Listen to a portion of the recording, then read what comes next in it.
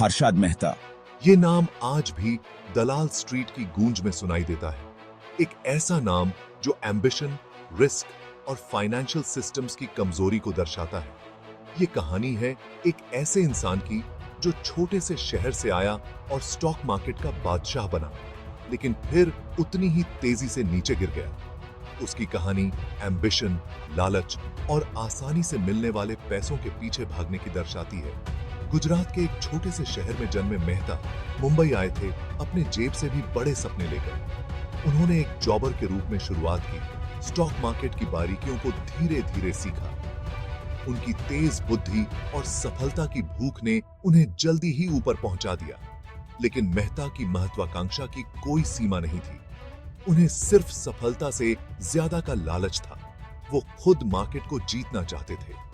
यही चाहत उन्हें मैनिपुलेशन और धोखे के रास्ते पर ले गई, जिसके कारण उनका डाउनफॉल हुआ और इंडिया के फाइनेंशियल सिस्टम की कमजोरियां सामने आई। हर्षद मेहता का सफर आसान नहीं था।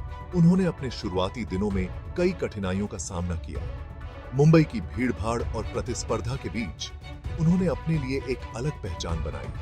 उन्होंने स्टॉक मार्केट की बारीकियों को समझा और अपने ज्ञान का उपयोग करके तेजी से सफलता की सीढ़ियां चढ़ी। उनकी सफलता ने उन्हें स्टॉक मार्केट का एक प्रमुख खिलाड़ी बना दिया, लेकिन उनकी महत्वाकांक्षा ने उन्हें और भी ऊंचाइयों पर पहुंचने के लिए प्रेरित किया। उन्होंने बड़े-बड़े दांव लगाए और अपने जोखिम भरे कदमों से मार्केट को हिलाकर रख दिया, लेकिन उनकी यही चाहत उन्हें गलत रास्ते पर ले गई।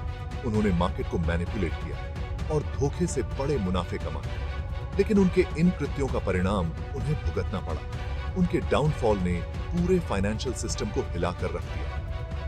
हर्षद मेहता की कहानी हमें सिखाती है कि एम्बिशन और लालच के बीच एक बारीक रेखा होती है। सफलता के पीछे भागना गलत नहीं है, लेकिन एथिकल बाउंड्रीज का पालन करना आवश्यक है। हर्षद मेहता की कहानी आज भी एक चेतावनी के रूप में याद की जाती है। ये कहानी हमें याद दिलाती है कि फाइनेंशियल वर्ल्ड में एथिकल प्रैक्टिसेस का महत्व कितना अधिक है और कैसे एक व्यक्ति की महत्वाकांक्षा पूरे सिस्टम को प्रभावित कर सकती है। हर्षद मेहता की कहानी एक ऐसी दास्तान है जो हमेशा याद रखी जाएगी। 1990 का दशक इंडिया की अर्थव्यवस्था के लिए एक टर्निंग पॉइंट था। उदारीकरण नीतियों ने फॉरेन इन्वेस्टमेंट के लिए दरवाजे खोले, जिससे स्टॉक मार्केट में एक नई जान आ गई। बॉम्बे स्टॉक एक्सचेंज, जो इंडियन फाइनेंस का दिल था, अभूतपूर्व वृद्धि का गवाह बना। अनुभवी और नए दोनों तरह के इन्वेस्टर्स इस आर्थिक तेजी का फायदा उठाने के लिए उत्सुक थे। मार्केट ऑप्टिमिज्म से भरा हुआ था और शेयर प्राइसेस आसमान छू रहे थे। तेजी से ग्रोथ और ढीले नियमों के इस माहौल में हर्षद मेहता ने अपना मौका देखा। उन्होंने सिस्टम की कमजोरियों का फायदा उठाने की संभावना को पहचाना, अपने ज्ञान का उपयोग करके स्टॉक प्राइसेस में हेरफेर किया और बहुत बड़ा धन इकट्ठा किया। जल्दी अमीर बनने के लालच ने उन्हें अपनी तरफ खींच लिया और मेहता ने एक ऐसा रास्ता अपनाया जिसने इंडियन स्टॉक मार्केट के परिदृश्य को हमेशा के लिए बदल दिया। किमचाद दहा। हर्षद मेहता का घोटाला धोखे का एक जटिल जाल था, जो भारतीय वित्तीय प्रणाली को हिलाकर रख देने वाला था। यह घोटाला बैंकिंग सिस्टम का शोषण करने और स्टॉक प्राइसेस में हेरफेर करने पर बनाया गया था। मेहता ने बैंकिंग रेगुलेशंस की कमजोरियों का फायदा उठाया और एक ऐसा जाल बुना जिसमें कई बड़े बैंक और वित्तीय संस्थान फंस गए। उन्होंने रेडी फॉरवर्ड डील्स का एक सिस्टम इस्तेमाल किया, जो असल में बैंक्स के बीच अनसिक्योर्ड लोन्स होते हैं, स्टॉक मार्केट में पैसा डालने के लिए। इस प्रक्रिया में उन्होंने बैंकिंग प्रणाली की जटिलताओं का उपयोग किया और इसे अपने फायदे के लिए मोड़ दिया। ये डील्स, जो असल में बैंक्स के बीच अनसिक्योर्ड लोन्स होते हैं, स्टॉक मार्केट में पैसा डालने के लिए इस्तेमाल किए जाते थे। मेहता ने इन ट्रांजैक्शंस को इतनी कुशलता से अंजाम दिया कि किसी को भी शक नहीं हुआ। ये फंड्स लेजिटिमेट ट्रांजैक्शंस के लिए इस्तेमाल किए जाने के बजाय कुछ स्टॉक्स के प्राइसेस को आर्टिफिशियली बढ़ाने के लिए इस्तेमाल किए जा रहे थे। इस प्रकार उन्होंने स्टॉक मार्केट में एक नकली उछाल पैदा किया। कुछ स्टॉक्स के प्राइसेस को आर्टिफिशियली बढ़ाने के लिए इस्तेमाल किए जा रहे थे। इस प्रक्रिया में उन्होंने स्टॉक मार्केट में एक अस्थिरता पैदा की जो असल में एक धोखा था। मेहता ने खास तौर पर अच्छी फंडामेंटल्स वाली कंपनीज को टारगेट किया, जिससे जेन्युइन ग्रोथ का इल्यूजन पैदा हुआ और अनजान इन्वेस्टर्स आकर्षित हुए। उन्होंने उन कंपनियों को चुना जिनकी फाइनेंशियल हेल्थ अच्छी थी, ताकि इन्वेस्टर्स को लगे कि ये स्टॉक्स सुरक्षित और लाभदायक हैं, जिससे जेन्युइन ग्रोथ का इल्यूजन पैदा हुआ और अनजान इन्वेस्टर्स आकर्षित हुए।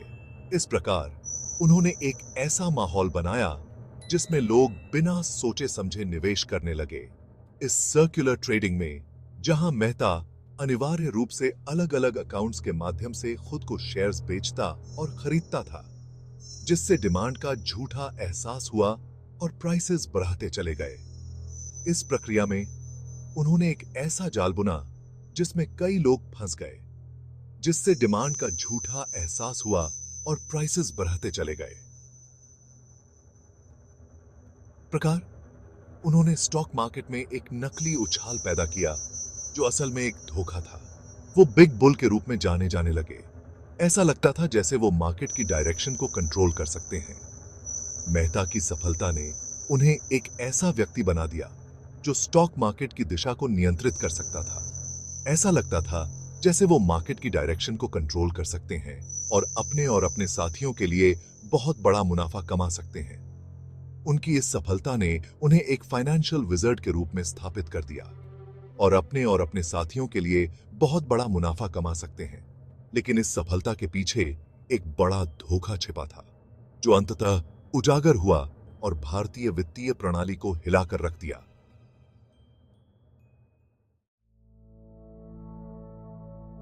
जब मेहता का सितारा बुलंद हो रहा था, सुचेता दलाल नाम की एक यंग जर्नलिस्ट ने मार्केट में अनियमितताओं को नोटिस करना शुरू कर दिया। मेहता की सफलता और उसके द्वारा किए गए बड़े बड़े दावे हर किसी को प्रभावित कर रहे थे, लेकिन दलाल की पैनी नजर ने कुछ ऐसा देखा जो बाकी सबकी नजरों से छिपा हुआ था। उनके तेज दिमाग ने उन्हें बताया कि कुछ स्टॉक प्राइसेस में तेजी से बढ़ोतरी होना बहुत अच्छी बात है। सच होने के लिए यह वृद्धि इतनी असामान्य थी कि इसे नजरअंदाज नहीं किया जा सकता था। दलाल ने महसूस किया कि इस तेजी के पीछे कुछ गड़बड़ है और उन्होंने इसे गहराई से समझने का निर्णय लिया। उन्होंने एक अथक इन्वेस्टिगेशन शुरू की जो इस दिखावे के पीछे की सच्चाई को उजागर करने के लिए दृढ़ थी। दलाल ने दिन रात मेहनत की, हर छोटे से छोटे सुराग को ध्यान से देखा और हर जानकारी को जोड़ने की कोशिश की।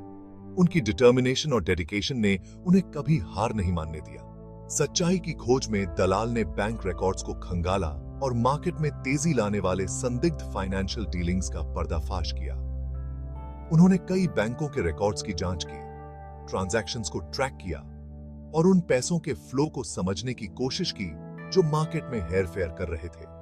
द टाइम्स ऑफ इंडिया में उनके आर्टिकल्स ने फाइनेंशियल वर्ल्ड में तहलका मचा दिया, जिसमें मेहता के मैनिपुलेशन की सीमा और उसे बढ़ने देने वाले सिस्टेमिक फ्लॉज का खुलासा किया गया था।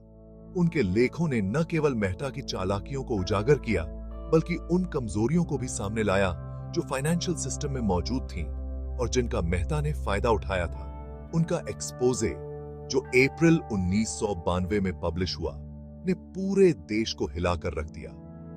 यह एक ऐसा समय था जब लोग फाइनेंशियल सिस्टम पर ब्लाइंड ट्रस्ट करते थे और इस खुलासे ने उस ट्रस्ट को हिला दिया, जिससे ताश के पत्तों का महल ढह गया।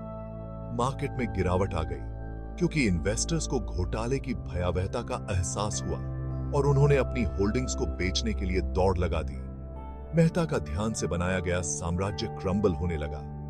जिस सिस्टम का उन्होंने इतनी चालाकी से शोषण किया था, उसकी फ्रेजिलिटी सामने आ गई। इस घटना ने न केवल मेहता की साख को बर्बाद किया, बल्कि पूरे फाइनेंशियल सिस्टम को भी एक बड़ा झटका दिया।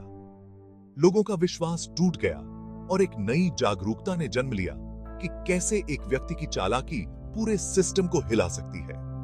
इस घोटाले के बाद सरकार और रेगुलेटरी बॉडीज ने फाइनेंशियल सिस्टम में सुधार लाने के लिए कई कदम उठाए।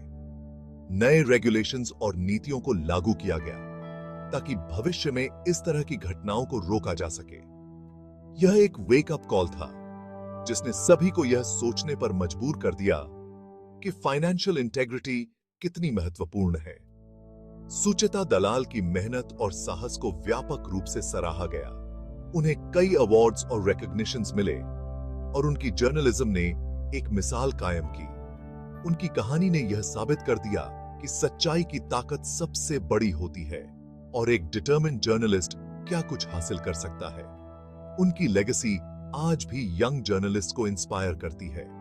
उनकी कहानी ने यह सिखाया कि सच्चाई की खोज में कभी हार नहीं माननी चाहिए और हमेशा अपने कर्तव्य के प्रति ईमानदार रहना चाहिए। आज भी कई जर्नलिस्ट्स उनकी राह पर चलते हुए सच्चाई की लड़ाई लड़ रहे हैं और समाज में बदलाव ला रहे हैं।